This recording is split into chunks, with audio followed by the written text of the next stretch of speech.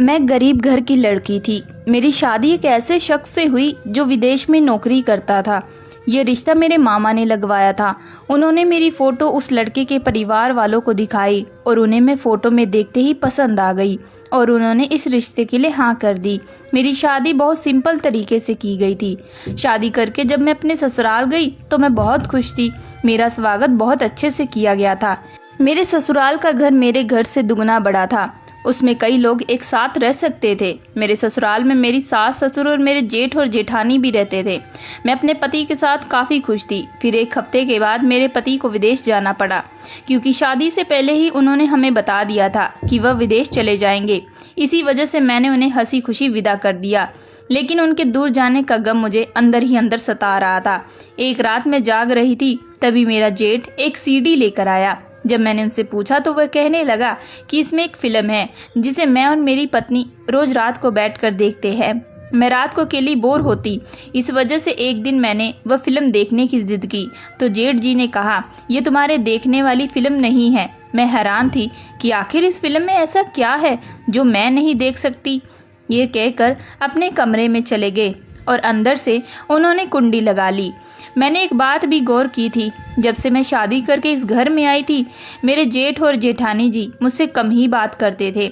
मेरा जेठ जब भी रात को घर आता तो वो कोई ना कोई सीडी जरूर लाता और फिर मेरी जेठ और जेठानी दोनों कमरे में बंद करके देखते।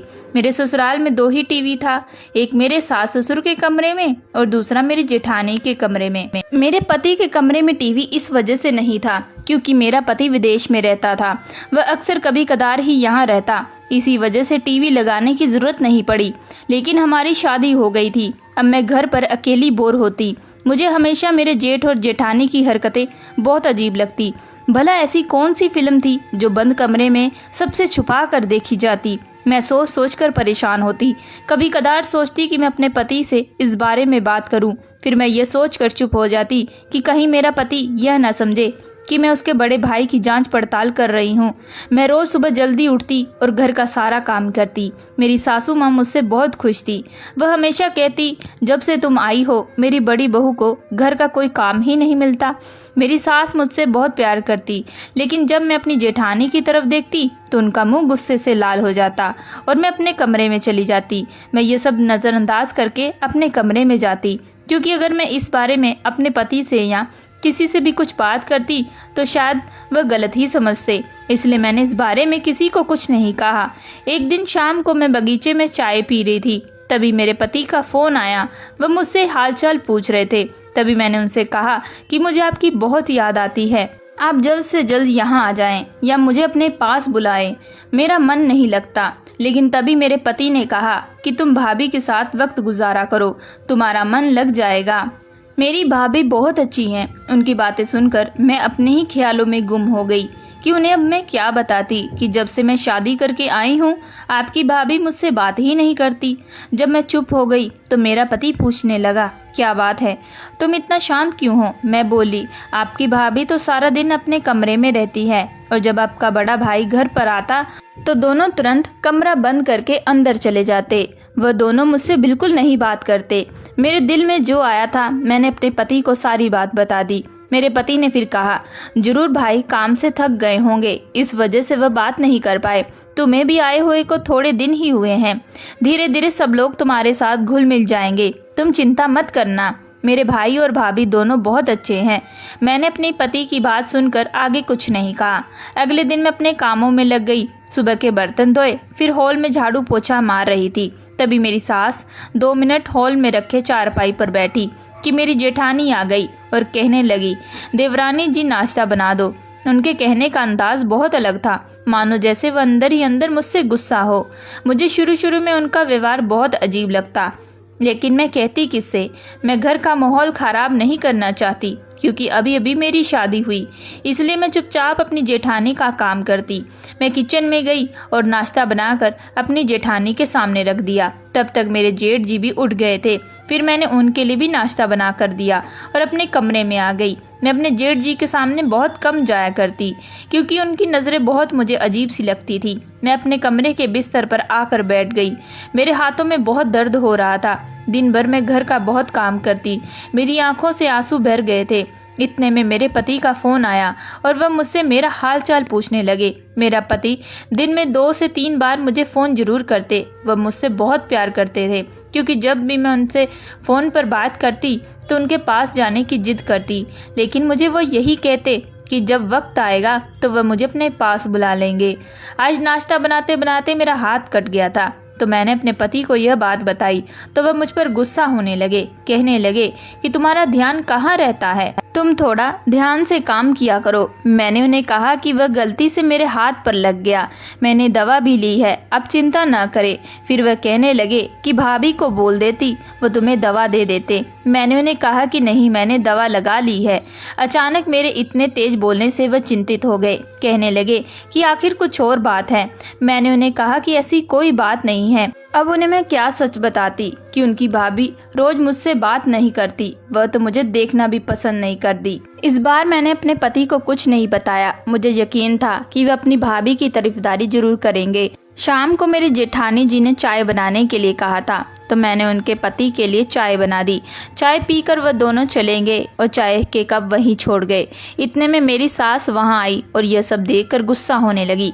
वह कहने लगी, संगीता, तुमने तब से यहाँ से कप नहीं उठाए। मैंने उन्हें कहा कि मैंने ये चाय नहीं पी, जेठानी जी और जेठ जी पी कर गए हैं। वह भी कुछ कहने ही वाली थी कि तभी उनकी निगाह मेरे हाथ पर पड़ी। मेरे हाथ पर पट्टी बंधी हुई थी। यह देखकर वह कहने लगी, अचानक तुम्हारे हाथ पर क्या हुआ। मैंने उन्हें कहा कि सुबह नाश्ता बनाने वक्त मेरा हाथ कट गया था। तो वह कहने लगी, तुमने मुझे बताया क्यों नहीं। मैंने उन्हें कहा कि थोड़ी सी चोट है, ठीक हो जाएगी। फिर वह कहने लगी कि तुम जाकर आराम करो, सारा दिन तुम ही घर का काम करती हो। यह कहकर उन्होंने मुझे कमरे में भेज दिया। अगले दिन जब सुबह हुई तो मैंने घर का काम नहीं किया था, क्योंकि मेरी सास ने मुझे मना कर दिया। तभी मेरी जेठानी मुझे जोर से आवाज़ देने लगी। मैं अपना नाम सुनकर तुरंत कमरे से भागी। मेरी जेठानी मुझे देखकर कहने लगी कि तुमने अभी तक घर का काम नहीं किया। मुझे गुस्से से चिल्ला रही थी कि तभी पीछे से मेरी सास आ गई और ये देखकर मेरी जेठानी पर गुस्सा होने लगी कि आज तुम घर का काम नहीं कर सकती। उसके हाथ पर चोट लगी है, सारा दिन बेचारी घर का काम करती है, तुम तो सारा दिन अपने कमरे में पड़ी रहती हो। यह सुनकर मेरे जेठानी को बहुत गुस्सा आ रहा था, तो मेरी तरफ गुस्से भरी नज़रों से देख रही थी। मुझे समझ में नहीं आता था कि मेरी जेठ और जेठानी जी को मुझसे क्या परेशानी थी। आखिर वह मुझसे किस बात के लिए गुस्सा थे। मैं तो उनसे अच्छे से बात करती। कभी कभी लगता कि जेठानी के सामने मेरी सास तारीफ करती है तो शायद उन्हें बुरा लगता होगा, इसी वजह से वह मुझसे गुस्से में बात करती। मैंने फिर से इस बात को अनदेखा कर दिया और कमरे में नहाने के लिए चली गई। जब नहाकर वापस हॉल में आई तो जेठानी जी ने नाश्ता बना के रखा था। साथ में मेरी सास भी बैठी थी, क्योंकि मेरी सास और आज जेठानी को सख्ती से मना कर दिया था कि वह आज मुझसे कोई काम ना करवाए और आज घर का सारा काम वही करेगी। हम सभी नाश्ता कर रहे थे कि तभी अचानक दरवाजे पर किसी की दस्तक हुई। जब मैंने दरवाजे पर पूछा कौन, तब मेरे जेठ जी की आवाज़ आई। मैंने तुरंत दरवाज़ा खोला। मेरे जेठ जी दरवाजे में दाखिल हुए और सीधा अपने कमरे में चले गए, लेकिन जब मेरी जेठानी को कमरे में नहीं पाया तो आवाज़ देने लगे। मेरी जेठानी उस वक्त किचन में बर्तन धोने गई थी। वह तुरंत किचन में चले गए और वहां जाकर दोनों बहुत धीरे धीरे से बातें कर रहे थे। मैं हॉल में बैठी थी। मुझे उनकी धीरे धीरे से आवाज़ सुनाई दे रही थी, लेकिन मैं कुछ समझ नहीं पा रही थी कि आखिर वह दोनों बात क्या कर रहे हैं। तभी दरवाजे पर मेरे जेठ जी का दोस्त आया। जेठ जी ने तुरंत वह सीढ़ी मेरी जेठानी को दे दी और फौरन अपने दोस्त के साथ बाहर निकल गए। मेरी जेठानी अब खाना पका रही थी, तो उसने वह सीढ़ी वही किचन में साइड में रख दी और वह अपने काम में मशरूफ़ हो गई। उसने सीढ़ी पर ध्यान ही नहीं दिया। मैं किचन में खाना बनाने के लिए अपनी जेठानी की मदद करने के लिए गई, लेकिन उसने मुझे मना कर दिया और कहा कि सासू माँ ने सख्ती से मना किया है कि तुमसे मैं कोई काम ना करवाऊं और इस वजह से तुम यहाँ से चली जाओ। मुझे तुम्हारी कोई ज़रूरत नहीं है। उनके लिए मैं आज भी वही गुस्सा था जैसे कि पहले था। मैंने उनकी बातों को नज़रअंदाज किया कि तभी मेरी निगाह उस सीढ़ी पर गई। मैंने उस सीढ़ी को चुपके से उठाने की कोशिश की तो गलती से वह सीढ़ी नीचे गिर गई। मेरी जेठानी तुरंत वह सीढ़ी देख ली। मैंने अनजान बनते हुए कहा, ये सीढ़ी किसने यहाँ पर रखी है, और सीढ़ी उठाने लगी तो अचानक मेरी जेठानी ने झट से आकर वह सीढ़ी मुझसे छीन ली और जल्दी से उसे उठाकर अपने कमरे में ले गई। यह सब देखकर मैं हक्का बक्का रह गई कि आखिर उस सीडी में है क्या जो जेठानी इस तरीके की हरकत कर रही है। रात में सबने खाना खाया और खाना खाने के बाद फिर जेठ और जेठानी जी तुरंत अपने कमरे में चले गए और अंदर जाकर वही सीढ़ी लगा ली और दरवाजे को भी अंदर से बंद कर लिया। मैं बाहर बोर हो रही थी और कमरे के बाहर ही चक्कर काटने लगी। बाद में मुझे कब नींद आ गई मुझे कुछ मालूम नहीं। अगली सुबह मैं जब उठी तो हमेशा की तरह अपने कामों में बिजी हो गई। फिर काम पूरा करके कमरे में आई कि मेरे पति का फ़ोन आया और वह पूछने लगे कि तुम्हारा हाथ कैसा है। अगर मेरी तबीयत ठीक नहीं है तो मैं कुछ दिन अपने मायके चली जाऊं ताकि मुझे आराम मिल सके। मुझे मेरे पति की यह बात ठीक लगी क्योंकि काफ़ी दिन से मैं घर पर बोर हो रही थी। सास ससुर के अलावा मुझसे कोई बात नहीं करता। मैं जब से यहाँ आई थी तब से मैंने अपने माँ बाप से भी फ़ोन पर बहुत कम बात करती। मैंने सोचा कि मेरा पति ठीक कह रहा है, मुझे कुछ दिनों के लिए अपने मायके चले जाना चाहिए, शायद मेरा मन बहल जाए। मेरे पति ने अपनी माँ से भी इस बारे में पहले से बात कर ली थी, इसलिए मुझे मायके जाने में कोई दिक्कत नहीं हुई। फिर रात को खाना खाने के बाद मैंने अपना बैग पैक कर लिया और अगले ही सुबह अपने घर के लिए रवाना हो गई। रास्ते में जाते वक्त मेरे पति का फ़ोन आया। मैं उनसे बातें करते करते अपने घर जा रही थी। आज बहुत दिनों के बाद मेरे पति से काफ़ी लंबे समय तक बात हो रही थी। मैं बहुत खुश थी। फिर आखिरकार मैं घर पहुंच गई। मम्मी पापा मुझे देखकर बहुत खुश हुए। मम्मी ने मुझे नाश्ते के लिए बुलाया। मैं नाश्ते के लिए हॉल में आकर बैठ गई। फिर हम सब ने मिलकर नाश्ता किया। मैंने धीरे से बर्तन समेटने लगी। मेरी बहन ने मुझसे कहा, अरे दीदी बैठी रहो, यह काम तो मैं कर लूँगी। मैंने कहा, मैं वहाँ भी तो करती हूँ ना, यहाँ भी कर लूँगी। मेरी बहन ने मुस्कुराते हुए कहा, नहीं नहीं, कोई ज़रूरत नहीं है, आराम के लिए आई हो तो आराम करो, वरना जीजा जी क्या कहेंगे कि मेरी सास और साली ने मेरी पत्नी को आराम भी नहीं करने दिया। फिर मेरे हाथ से बर्तन लेकर वह किचन में चली गई। मैं अभी वही ऐसी ही बैठी हुई थी कि अचानक दरवाजे पर किसी की दस्तक हुई। मैंने पूछा, तब मालूम हुआ कि मेरी दोस्त जो हमारे गांव में रहती है, उसे मेरे आने की खबर मिल गई थी। वह मुझसे मिलने के लिए आई थी। मेरी दोस्त ने मुझसे गले मिलते पूछा, कैसी हो? मैंने कहा, बिल्कुल ठीक, तुम सुनाओ? मैंने मुस्कुराते हुए पूछा था। उसने कहा कि मैं ठीक हूँ। फिर मेरी दोस्त कहने लगी, तुम तो अब अमीर बन गई हो ना, शादी के बाद तुम तो हम सबको भूल गई हो। मैंने उसे कहा कि नहीं नहीं, मैं आज ही तुम्हारी वही दोस्त हूँ। शादी के बाद जिम्मेदारियाँ बढ़ जाती है, इसलिए वक्त नहीं मिलता। ये सुनकर मेरी माँ भी कहने लगी, इसका हाथ कट गया है ना, इस वजह से इसके पति ने हमारे पास आराम करने के लिए भेज दिया, नहीं तो इसके पास फुर्सत ही कहाँ थी कि यह हमें भी याद करे। मैंने मम्मी को गले लगाते हुए कहा, मेरी प्यारी मम्मी, अब बस भी करें। मम्मी ने हंस कर कहा, तुम दोनों बैठकर बातें करो, और खुद दोबारा किचन में चली गई। फिर मैं और मेरी दोस्त हम दोनों पुरानी बातों में गुम हो गए। मेरी दोस्त ने कहा, तुम्हें याद है हमारे स्कूल की टीचर जो बहुत खड़ूस हुआ करती थी, उसके पति की मौत हो गई। अपने पति के मरने के बाद उसने एक गैराज वाले से शादी कर ली। मैंने कहा कि हाँ हाँ मुझे तो याद है, लेकिन क्यों, क्या हुआ? मेरी दोस्त ने बताना शुरू किया, जो हमारे स्कूल की टीचर रवीना मैम थी, उन्हें गैराज वाले से शादी कर ली, लेकिन उसका एक बेटा था जिसके बारे में हमेशा हम गांव में सुनते रहते थे कि उसका किसी न किसी जन के साथ झगड़ा हो गया है। मैंने कहा कि हाँ, मुझे तो ये सब बातें याद है। मुझे तो शुरू से ही वह गैराज वाले अंकल का बेटा काफ़ी खतरनाक लगता था। मेरी दोस्त ने कहा, तुम्हें तो पता है अभी कुछ दिन पहले क्या हुआ? एक दिन रवीना मैम उस लड़के के कमरे में चली गई तो उन्होंने देखा कि वह लड़का अपने कमरे में बैठा मोबाइल पर लड़कियों की वीडियो देख रहा था। उस लड़के को जैसे ही मालूम हुआ कि रवीना मैम ने उसे देख लिया तो उसने डरने की बजाय रवीना मैम को धमकियाँ देनी शुरू कर दी कि उन्होंने अगर किसी को भी यह बात बताई तो उनके साथ वह अच्छा नहीं करेगा। लेकिन रवीना मैम तो बहुत बहादुर थी। उन्होंने तुरंत जाकर अपने पति को यह बात बता दी। फिर उन्होंने अपने बेटे को बहुत मारा। लड़का वह गुस्से से घर छोड़ दिया। एक दिन रवीना मैम किसी काम से घर से बाहर गई थी।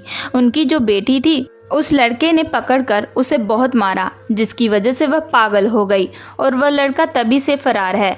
बेचारी रवीना मैडम बहुत रोती है। मैं तो ये सुनकर हैरान रह गई। मैंने अपनी दोस्त से कहा, मुझे ये सब सुनकर काफ़ी दुख हो रहा है। थोड़ी देर के बाद मेरी दोस्त अपने घर चली गई, लेकिन मेरे दिमाग में ये सब बातें बस चुकी थी। फिर अगले ही दिन मैं अपनी दोस्त के साथ रवीना मैडम के घर उनसे मिलने के लिए गई। मैं उन्हें देखकर हक्का बक्का रह गई। उनका हुलिया काफ़ी बिगड़ चुका था। उनकी जवान बेटी जो पागल हो चुकी थी, मैं उनको शादी से पहले देखी थी, वह काफ़ी अच्छी थी। मेरे दिमाग में अब यही सब बातें चल रही थी कि लोग कितने बुरे होते हैं। अब धीरे धीरे मेरे हाथ का दर्द भी ठीक हो चुका था। मैंने अपने हाथ की पट्टी भी खोल दी और मेरी तबीयत भी ठीक थी। मैंने सोचा कि चलो अब मुझे अपने ससुराल चले जाना चाहिए। मैंने अपनी माँ से विदा लेकर अपने ससुराल दूसरे दिन चली गई। ससुराल पहुंचकर सासू माँ मुझे देखकर बहुत खुश हुई और कहने लगी कि मेरी लाडली बहू अब आ गई है। मैं कुछ देर के लिए अपने कमरे में आराम करने जाने ही वाली थी कि तभी मुझे मेरे जेठ और जेठानी के कमरे से कुछ आवाज़ आ रही थी, लेकिन आवाज़ इतने धीरे थी कि मैं कुछ सुन नहीं पा रही थी। मैंने दरवाजे पर कान लगाते हुए सुनने की कोशिश की और जो मैंने सुना उसे सुनकर मैं दंग रह गई। मुझे ऐसा लगा कि किसी ने टीवी में किसी के रोते हुए की आवाज़ आ रही थी। मैं कुछ और सुनने की कोशिश कर ही रही थी कि इससे पहले मेरे हाथ से मेरा मोबाइल फ़ोन गिर गया और मैं वही मोबाइल उठा ही रही थी कि तभी मेरा जेठ जी दरवाज़ा खोला और गुस्से से पूछने लगा कि तुम यहाँ पर क्या कर रही हो। मैंने जल्दी से कहा कि मैं इतने दिन बाद घर आई हूँ। मैंने सोचा कि क्यों ना मैं जेठानी जी से मिल लूँ। यह सुनकर जेठ जी कुछ नहीं बोले। जब मैं कमरे के अंदर गई तो जेठानी जी बिस्तर पर लेटी हुई थी। मेरी जेठानी ने मुझे देखकर फौरन टीवी बंद कर दिया और गुस्से से कमरे से बाहर निकल गई। मैं यह सब देखकर दंग रह गई। मुझे समझ में नहीं आ रहा था कि आखिर मेरी जेठानी को मुझसे किस बात की परेशानी है। मैं वहाँ से चुपचाप अपने कमरे में आ गई। जब कमरे में आई तो मेरे पति की फिर से कॉल आई। कुछ देर बाद मैं अपने पति से काफ़ी अच्छे से बात की। उसके बाद मैं सोने के लिए लेट गई। जब मैं लेटी तो मेरे दिमाग में अपनी दोस्त की वही बातें घूम रही थी कि ये सब कैसे हो सकता है। मेरी जेठानी की भी सब हरकतें मुझे बार बार परेशान कर रही थी। क्यों ऐसी कौन सी फिल्म वह देखती है जो मुझसे वह छुपा कर रखती हैं और मुझसे अच्छे से बात भी क्यों नहीं करती। यह सब बातें मैं सोच सोच कर मेरे सर में दर्द होने लगा। मुझे पहले सब कुछ पता करना होगा, फिर मैं किसी से कुछ कहूँगी। मैंने अपने दिल में यह बात को ठान लिया था। इसी वजह से मैंने अपने पति को कुछ बात नहीं बताई। अगली रात मैं जेठ और जेठानी जी के कमरे में आने से पहले ही उनके कमरे में जाकर चुप कर बैठ गई। मैंने सोच लिया था कि आज मैं ये सारी सच्चाई जानकर रहूंगी। कुछ देर बाद जेठ और जेठानी जी दोनों कमरे में दाखिल हुए और हमेशा की तरह ही उन्होंने दरवाजे पर कुंडी लगा दी। मैं खामोशी से पर्दे के पीछे बैठकर उन्हें देख रही थी। तभी मेरे जेठ जी ने अपने ऑफिस के बैग से एक सीडी निकाली और टीवी में लगाई और फिल्म शुरू होने का मैं बेसब्री से इंतज़ार कर रही थी। आखिर ये सच क्या है या सिर्फ मेरा वहम है, आज सच मालूम हो जाएगा। लेकिन जैसे ही उन्होंने फिल्म लगाई, मैं देखकर मेरे पैरों तले ज़मीन खिसक गई। मुझे वह देखकर काफ़ी गुस्सा आ रहा था। बल्कि वह सीडी में फिल्म नहीं थी, बल्कि किसी की रिकॉर्डिंग की गई थी। देखने में मालूम हो रहा था कि कोई छोटा सा कमरा है और साथ में एक चेयर भी थी और उस चेयर पर एक लड़के को बांधकर बिठाया गया था और वह लड़का काफ़ी ज़्यादा रो रहा था। उसकी उम्र लगभग 14 से 15 साल की थी। उसकी हालत बहुत बुरी लग रही थी। देखने में ऐसा लग रहा था कि उसे कई दिनों से बांध कर रखा गया है। साथ में वह कह रहा था कि मुझे मेरे माँ बाप के पास जाने दो। मैं ये बात सुनकर तुरंत समझ गई कि जब मैं दूसरे दिन जेठानी के कमरे में आकर खड़ी थी तो मुझे इसी की आवाज़ आई। अब सारी सच्चाई मेरे सामने थी। ये लोग इतना गिरा हुआ काम करते थे, मुझे शर्म आ रही थी। ये लोग अमीर घर के बच्चों को पकड़कर उन्हें कैद कर लेते हैं, फिर उनके माँ बाप से ढेरों पैसे लेते हैं। मुझे ये सब देखकर काफ़ी गुस्सा आ रहा था कि इतनी देर में मेरे जेठ जी का फ़ोन बजने लगा। मेरे जेठ जी फ़ोन पर जब बात कर रहे थे तो वह कह रहे थे कि कल सारे पैसे मिल जाने चाहिए और इस बच्चे को भी हम छोड़ देंगे, हमें सिर्फ पैसों से मतलब है। शायद वह लड़के के माँ बाप होंगे। सीडी में मैंने देखा था कि ये लोग नकाब पहनकर उस लड़के की वीडियो बना रहे थे। इस वजह से शायद वह लड़का भी इनकी शक्ल नहीं देख पाया। मेरे हाथ में फ़ोन था तो मैंने तुरंत वीडियो बना ली और चुपचाप कमरे से निकल गई। रात भर मैं काफ़ी परेशान थी। मुझे काफ़ी ज़्यादा डर भी लग रहा था। अब मुझे समझ में नहीं आ रहा था कि मैं क्या करूँ, क्योंकि अगर ये वीडियो मैं पुलिस स्टेशन पर जाकर दूं तो मेरे पति और मेरा रिश्ता टूट जाएगा। मैं इन सब बातों में काफ़ी ज़्यादा उलझी थी कि मैंने तुरंत अपने पति को फ़ोन किया। मैंने सोचा कि आज मैं अपने पति को सारी सच्चाई बता दूंगी, उसके भाई और भाभी क्या करते हैं। लेकिन जब मैंने अपने पति को फ़ोन किया तो उन्होंने मेरा फ़ोन उठाया नहीं। इन सब बातों से मैं काफ़ी ज़्यादा उलझी थी कि मुझे कब नींद आ गई मुझे कुछ मालूम नहीं। सुबह अचानक मेरी आँख खुली तो दरवाजे पर किसी की दस्तक हुई। दरवाजे पर मैंने अपने पति को देखकर बहुत खुश हुई। जब मैं अपने पति से पूछा कि आपने मुझे आने से पहले नहीं बताया तो उन्होंने कहा कि मैं तुम्हें सरप्राइज़ देना चाहता था। तुम अक्सर मुझे कहती थी कि तुम्हें मेरी बहुत याद आ रही है। मैं अपना काम खत्म करके तुरंत वापस आ गया। घर से सबसे मिलने के बाद मेरे पति जब कमरे में आए तो मेरे दिल की हालत बहुत बुरी हो चुकी थी। मेरा दिल ज़ोर ज़ोर से धड़क रहा था कि अगर पति अपने भाई और भाभी के खिलाफ नहीं गया तो शायद वह मुझे छोड़ देगा, क्योंकि मैं यह सब गलत काम बर्दाश्त नहीं कर सकती थी। इसी वजह से जब मैंने अपने पति को बताया तो वह यह सुनकर काफ़ी दंग रह गए। उन्हें मेरी बात पर विश्वास नहीं हो रहा था। तभी मैंने फ़ोन में से वह वीडियो दिखाई तो उनके होश उड़ गए। वह कहने लगे कि मेरे भाई भाभी ऐसा कैसे कर सकते हैं। मैंने उन्हें समझाने की कोशिश की कि इस तरह के गलत काम करते हैं जिन्हें हमें रोकना होगा। मेरे पति ने कहा कि मैं तुम्हारे साथ हमेशा खड़ा हूँ और किसी भी बच्चे के साथ मैं गलत नहीं होने दूंगा। वह मेरे साथ तुरंत पुलिस स्टेशन गए। हमने वहां जाकर वीडियो पुलिस वालों को दी। पुलिस वालों ने तुरंत उन्हें गिरफ्तार कर लिया। मैंने अपनी जेठानी को कस के थप्पड़ मारा और कहा कि तुम्हें यह सब करने से पहले एक बार जरूर सोचना चाहिए था। आखिर तुम्हें पैसों की इतनी क्या कमी आन पड़ी। तभी मेरे जेठ जी बोलने लगे कि उनका छोटा भाई विदेश में नौकरी करता है और वह काफ़ी अच्छा कमा भी लेता है, बल्कि वह बड़े भाई हैं और वह उसके मुकाबले उनकी तनख्वाह उतनी भी नहीं है। इसी वजह से पैसों की लालच में आकर वह ये सब काम कर रहे थे। लेकिन ऐसे काम का क्या फ़ायदा जो बाद में खुद को तकलीफ दे। पुलिस उन लोगों को लेकर जा चुकी थी। मैं अपने पति के साथ खुशी खुशी रह रही थी। शुरुआत में मेरी सास को मुझ पर बहुत गुस्सा आया, लेकिन बाद में उन्होंने समझ लिया था कि उनका जो बड़ा बेटा कर रहा था वो बहुत गलत था। फिर हम सब लोग मिलकर खुशी खुशी रहने लगे। दोस्तों, मैं आशा करती हूँ कि आप लोगों को ये कहानी पसंद आई होगी। अगर आप लोगों को ये कहानी पसंद आई है तो प्लीज़ हमारे चैनल को लाइक एंड सब्सक्राइब ज़रूर करिएगा एंड बेल आइकन का बटन ज़रूर दबाइएगा।